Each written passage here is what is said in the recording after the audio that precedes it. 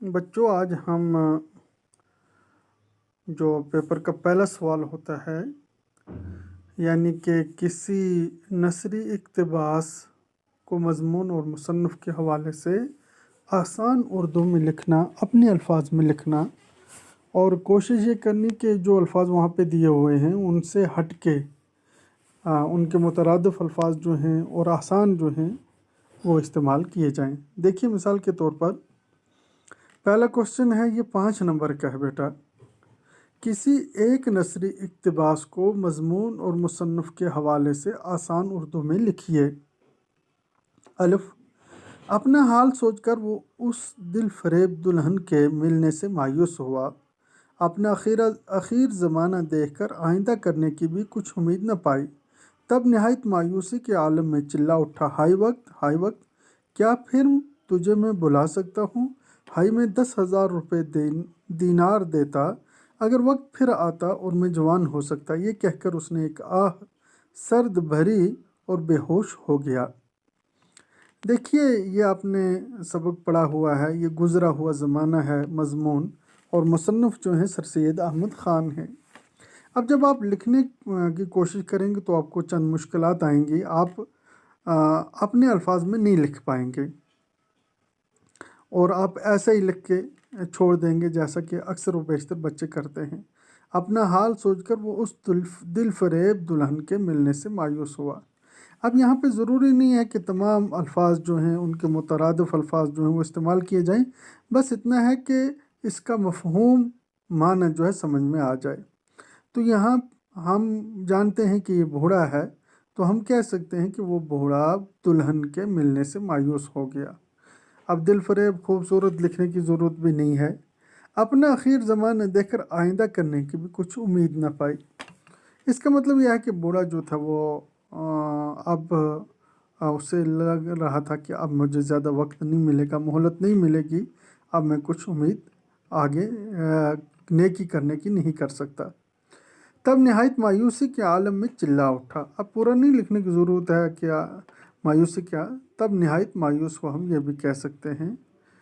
وہ ہائے وقت، ہائے وقت، کیا پھر میں تجھے بلا سکتا ہوں، یعنی کہ وقت کو یا گزرے ہوئے زمانے کو یاد کرنے لگا اور پیسے بھی دینے لگا، روپیہ بھی خرچ کر کے اپنی جوانی کو واپس لانا چاہتا تھا، لیکن یہ سب کچھ نہیں کر سکتا تھا اور پھر بے ہوش ہو گیا۔ اب دیکھیے اس کو کیسے لکھیں گے۔ الف، یہ اقتباس مضمون گزرا ہوا زمانہ سے لیا گیا ہے۔ اس مضمون کے مصنف سر سید احمد خان ہیں۔ بوڑھا دلہن ملنے سے مایوس ہو گیا، وہ اب کوئی نیکی نہیں کر سکتا تھا اس لیے کہ بوڑھا تھا۔ وہ نہایت مایوس تھا اور گزرے ہوئے زمانے کو یاد کر رہا تھا۔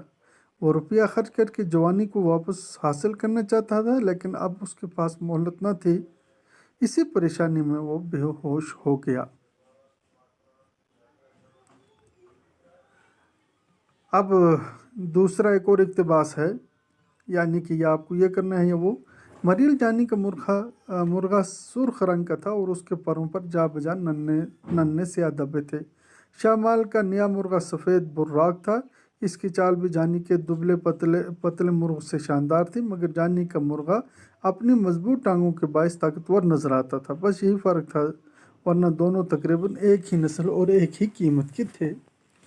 یہ تقریباً اس سے تھوڑا آسان ہے۔ اب ہم یہاں پہ لکھ سکتے ہیں کہ مریل جانی کا مرغا سفید رنگ کا تھا، اور جبکہ شہمال کا مرغا سفید تھا۔ باقی کے جو جا بجا ننھے سیاہ دبے وغیرہ یہ براق، ان کو چھوڑ دیں گے۔ اس کی چال بھی جانی کے دبلے پتلے مرغے سے شاندار تھی، مگر جانی کا مرغا اپنی مضبوط ٹانگوں کے باعث طاقتور نظر آتا تھا۔ تو ہم یہ لکھیں گے کہ مریل جانی کے مرغے کی ٹانگیں مضبوط تھیں، دونوں میں اتنا ہی فرق تھا، دونوں مرغے ایک ہی نسل اور ایک ہی قیمت کے تھے۔ آپ دیکھیے کیسے۔ یہ اقتباس مضمون مرغ بازی سے لیا گیا ہے، جس کے مصنف امین کامل ہیں۔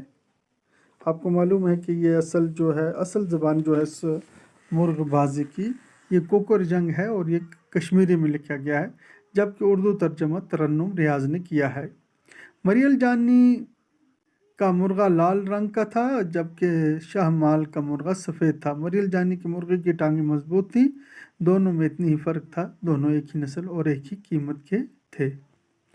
تو آپ پریکٹس کیجئے، کسی بھی سبق میں سے ہو سکتا ہے، آپ کے سامنے ہے، اور یہ 5 نمبر جو ہیں یہ بالکل آسان ہیں اور اسی طرح سے لکھے جائیں گے کہ پہلے جو ہے اقتباس کے جو اقتباس ہے اس کے مضمون اور مصنف کا حوالہ دیا جائے گا، اور اس کے بعد جو اقتباس ہے اس کو بڑی آسان اپنی زبان میں لکھا جائے گا، نقل نہیں کرنی ہے کہ جو وہاں پہ لکھا ہے وہ اٹھا کر آپ لکھ دیں۔